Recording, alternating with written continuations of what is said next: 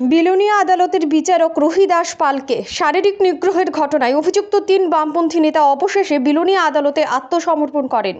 হরতালের নামে 2015 সালের বামপন্থী 3 নেতা বাবুল দেবনাথ, তাপস দত্ত ও ত্রিলোক সিনহা সহ আরও অন্যান্যরা আদালতে ঢুকে হুজুতি সহ শারীরিক নিগ্রহ করে বিচারক রুহি দাস পালকে এমনই অভিযোগে অভিযুক্ত হয়ে সাজা ঘোষণা হয়।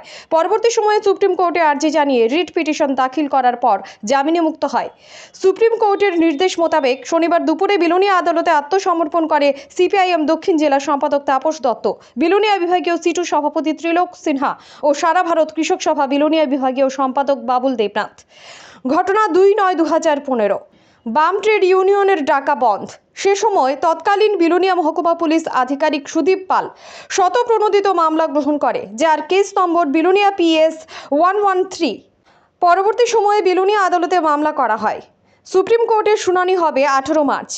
বিলোনিয়া ফার্স্ট ক্লাস জুডিশিয়াল ম্যাজিস্ট্রেটের কোর্টে যে রায় হয়েছিল তা হলো US 448 পরিবর্তিত হয়ে US 447 হয়, যেখানে সাজা হয়েছিল 2 মাস এবং US 353 ধারায় সাজা হয়েছিল 2 বছর। একই সাজা বহাল থাকে জর্জ কোর্ট এবং হাইকোর্টে।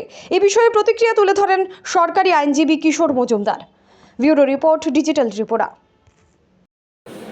আজকে আপনাকে ডাকার অর্থ আপনারা অবগত আছেন যে গত 2/9/2015 তারিখে সিপিএমের যে একটা শাখা সংগঠন ট্রেড ইউনিয়ন, তাদের একটা বন্ধ ডাকা হয়েছিল। সেটার পরিপ্রেক্ষিতে তারা পিকেটিংয়ে ছিল বিলোনিয়া ডিস্ট্রিক্ট জাজ কোর্ট চত্বরে। তো পিকেটিংয়ের সময় তাদের দলীয় সমর্থকরা কিছু বিলোনিয়া কোর্টের ভিতরে ঢুকে হামলা উজ্জতি করে। আমাদের মাননীয় যে ডিস্ট্রিক্ট জাজ ছিলেন রুহি দাস পাল, ওনার উপরও শারীরিকভাবে নিগৃহীত হন উনি। সেই মোতাবেক তৎকালীন যে SDPO শ্রী সুদীপ কুমার পাল উনি সুমোটো কমপ্লেন নিয়েছিলেন। কমপ্লেনে যারা নাম ছিল তাদের নাম ছিল তাপস দত্ত, ত্রিলোক সিনহা এবং বাদল চন্দ্র দেবনাথ।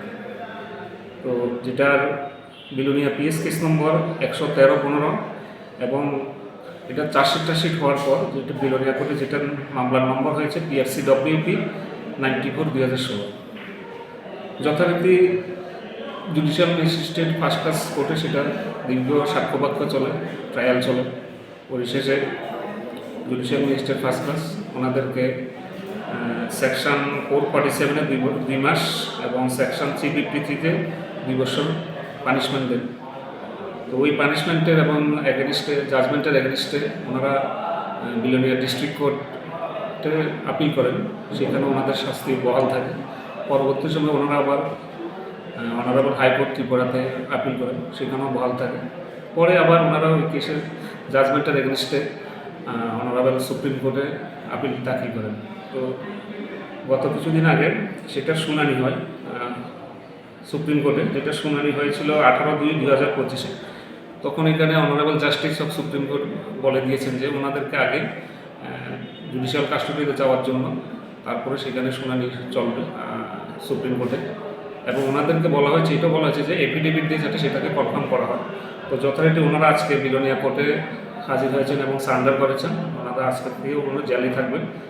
তো সুপ্রিম কোর্টে ডেট পেন্ডিং আছে 18/3/2025-এ, সেটা শুনানি চলবে এবং ওনারা জেলেই থাকবেন।